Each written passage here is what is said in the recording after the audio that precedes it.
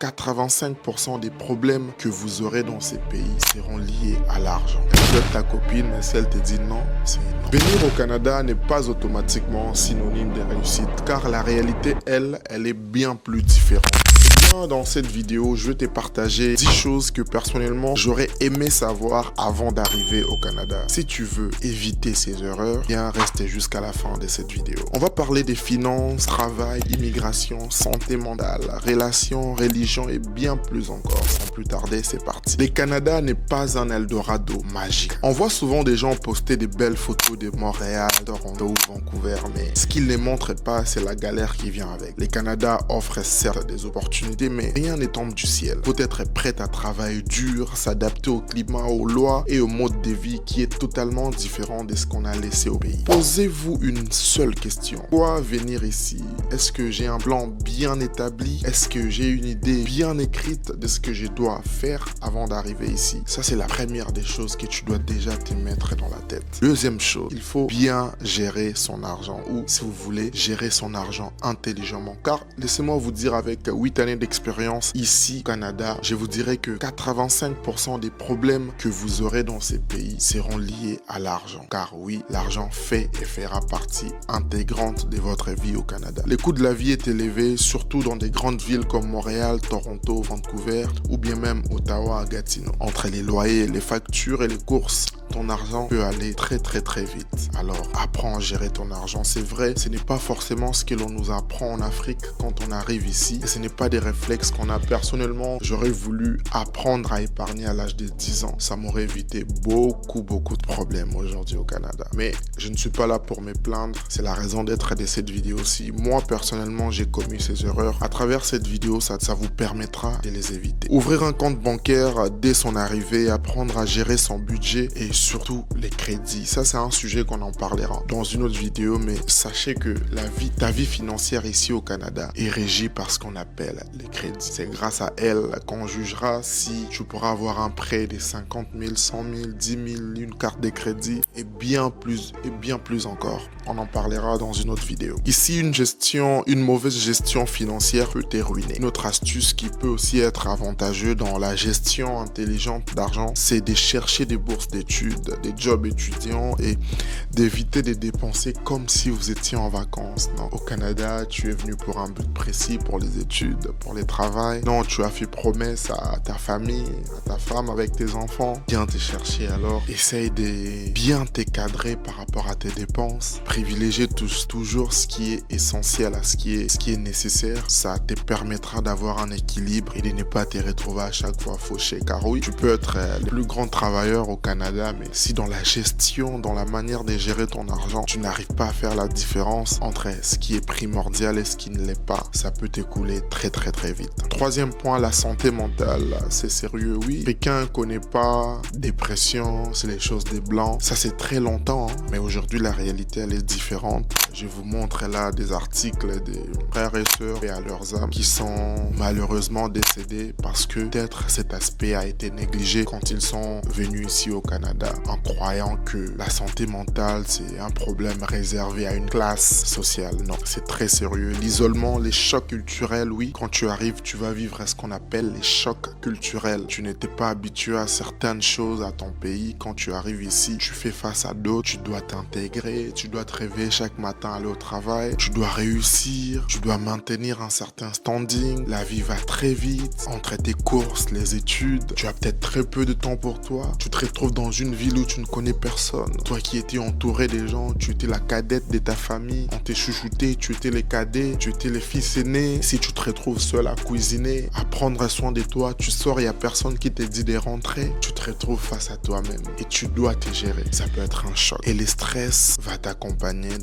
malheureusement dans ces processus-là. Beaucoup d'expatriés tombent en dépression sans s'en rendre compte. Dans la plupart des cas, tu ne sauras même pas que tu es en dépression ou tu es en train de faire des crises d'angoisse, des crises d'anxiété, parce que c'est des vocabulaires qu'on connaissez peut-être pas étant en Afrique. Parlez à des gens, rejoignez des groupes d'intégration et surtout ne restez pas seul. Ça aussi c'est un autre sujet, il y a des gens qui en parlent sur internet, allez faire un tour. Je ne suis pas un spécialiste dans ces domaines, mais ici j'avance techniques qui peuvent vous aider à mieux vous en sortir par rapport à ça. Il y a des services gratuits pour consulter des psychologues au besoin. Profitez dans les universités, il y a même des numéros. Quand vous vous sentez seul, vous pouvez appeler et essayer de rester en communauté. C'est vrai, ce n'est toujours pas évident. Là où il y a des gens, les problèmes ne manquent pas. Ça, c'est un fait, mais essayez à chaque fois de rester avec des gens que vous connaissiez. Ça peut vous éviter l'isolation. Ça peut faire en sorte que vous soyez bien intégré. De temps en temps, casser la routine. Ça peut devenir fatigant à un moment de toujours faire la même chose. Alors, un samedi soir, faites un tour au centre-ville de Montréal.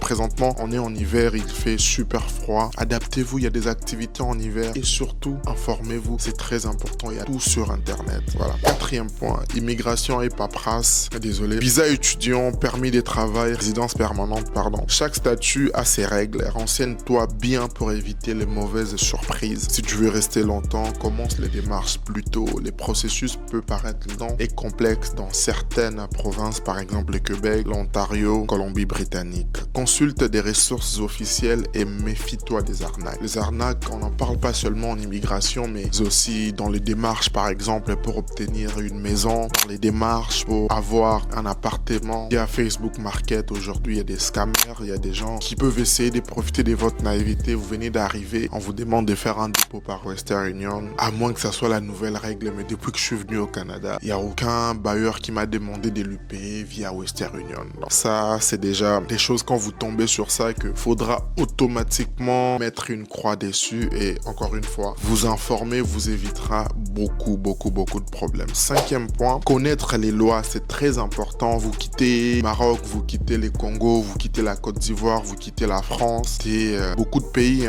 Quand vous arrivez ici, la loi est différente. Déjà, juste à partir du moment où vous montez dans l'avion, traversez l'océan, vous atterrissez ici, il y a une toute autre loi qui commence à s'appliquer à vous. Tout est encadré par la loi. Un faux pas, tu vas avoir gros problèmes. Par exemple, ne jamais travailler au noir si ton visa ne te permet pas de le faire. Oui, ça peut paraître banal aujourd'hui et certaines personnes vont dire le contraire, mais oui, en tout cas, chaque cas est différent. Mais c'est important de préciser ces choses. C'est important que vous le sachiez quand vous êtes ici au Canada. Au moins, quand vous serez pris en flagrant délit, vous ne direz pas que vous ne saviez pas. La loi s'applique à tout le monde et c'est notre devoir d'en connaître. Les relations avec la police sont différentes en Afrique. Respectons les règles et renseignez-vous sur vos droits. Oui, vous n'avez pas juste des devoirs, mais vous avez aussi des droits. Il y a des droits qui vous protègent, les droits de garder silence quand un policier arrête. Il y a beaucoup de choses, je suis pas spécialiste en la matière, mais il y a quand même aussi beaucoup de droits qui vous protègent, les droits à la liberté. Vous avez les droits de vous promener comme vous voulez, et les droits d'inviter votre copine chez vous. Vous avez les droits de fumer le cannabis, c'est légal ici. Vous avez le droit de conduire à minuit. On a pas mal de droits ici. On a pas mal de droits qui nous protègent quand même, ce qui est assez intéressant. 6e point, il faut trouver un bon travail. Ça aussi, c'est très important. Dans la logique travail, dans la logique d'avoir quelque chose en poche, c'est très important de préparer dans ce sens-là, de faire des bonnes recherches, d'aller vers les bonnes ressources qui vont vous aider à rédiger un CV, à rédiger une lettre de motivation, comment présenter une demande d'emploi, comment faire une demande d'emploi, les sites officiels. Et même dans ça, il y a des arnaques. Oui, c'est ça le Canada. On s'en va vers ces mondes-là. Il faut faire très attention. Vous pouvez croire que vous faites un travail légal, mais en vrai, ce n'est pas du tout dans la légalité. À la fin de la journée, c'est d'aller constater que c'est vous qui allez vous retrouver dans la merde. Donc c'est très important. Beaucoup commencent avec des jobs alimentaires, c'est normal, mais il faut vite chercher mieux. Chercher mieux, c'est aussi vous former. C'est aussi important dans votre domaine, d'aller chercher des petites qualifications, ou bien même si vous êtes talentueux et tout, mettez vos talents à profit. Vous êtes photographe, vidéographe, chantez, mettez vos talents, vous savez cuisiner, faites votre petit business, renseignez-vous dans les démarches à faire d'ouvrir une entreprise. Oui, tantôt j'ai parlé des droits, il y a aussi des sujets auxquels on va rentrer plus en détail ici. Vous avez cette flexibilité d'avoir une entreprise au Canada. Ce n'est pas de la magie, vous pouvez ouvrir 5-10 entreprises en votre nom, c'est tout à fait légal ici. Informez-vous, adapte ton CV au format canadien, développe ton réseau et sois prêt à faire des efforts au début. Oui, lors de votre présence à l'université, allez rencontrer du monde, allez rencontrer des gens qui vont vous aider à vous adapter. Allez rencontrer des personnes qui feront en sorte que votre passage, que votre démarche des recherches d'emploi puisse être plus facile. Les réseaux, c'est très important ici. Peut-être vous entendiez ces termes quand vous étiez au pays. Ici aussi, ça s'applique. Avoir un réseau vous permet de pouvoir avoir une longueur d'avance sur vos concurrents, si je peux le dire comme ça. 7. Les relations amicales et amoureuses. Ici, les relations sont différentes. Ne t'attends pas à ce que tout le monde soit aussi chaleureux qu'en Afrique. Les amitiés prennent du temps à se construire. Sois ouvert, rejoins des groupes et ne reste pas qu'avec des gens de ta communauté. Très important. Côté amour, il y a des différences culturelles à comprendre. L'approche n'est pas la même qu'en Afrique. Ici, un non, c'est un non. Elle peut être ta copine, mais si elle te dit non, c'est non. Vous comprenez de quoi je parle.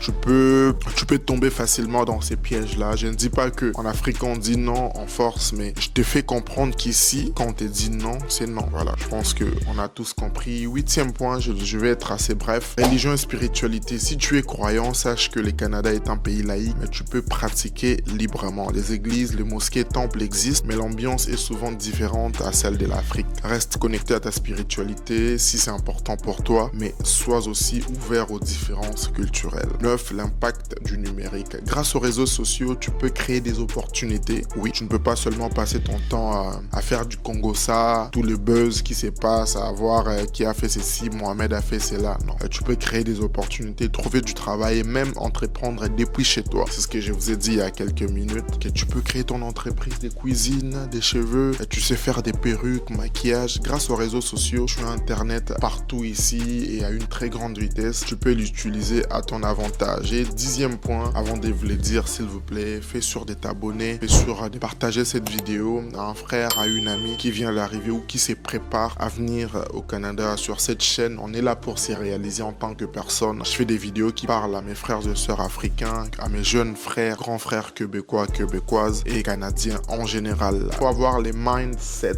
du gagnant. Mindset en français, comment je peux le dire? L'esprit, l'esprit des vainqueurs, des gagnants. Réussir au Canada, c'est une question de mentalité. Ces pays donnent sa chance à ceux qui sont prêts à bosser comme des malades. Fixe-toi des objectifs, sois discipliné et ne lâche rien. La discipline, c'est ce qui va te distinguer de toutes ces personnes avec qui vous avez les mêmes talents. Puisque toi, tu es discipliné, tu auras toujours une longueur d'avance par rapport à ces personnes-là. Entoure-toi des gens positifs, apprends en permanence et n'aie pas peur, de sortir de ta zone de confort. Donc, c'était ça les messages que j'avais pour vous aujourd'hui. En conclusion, mon petit message de motivation. Le Canada est un pays, c'est l'Amérique.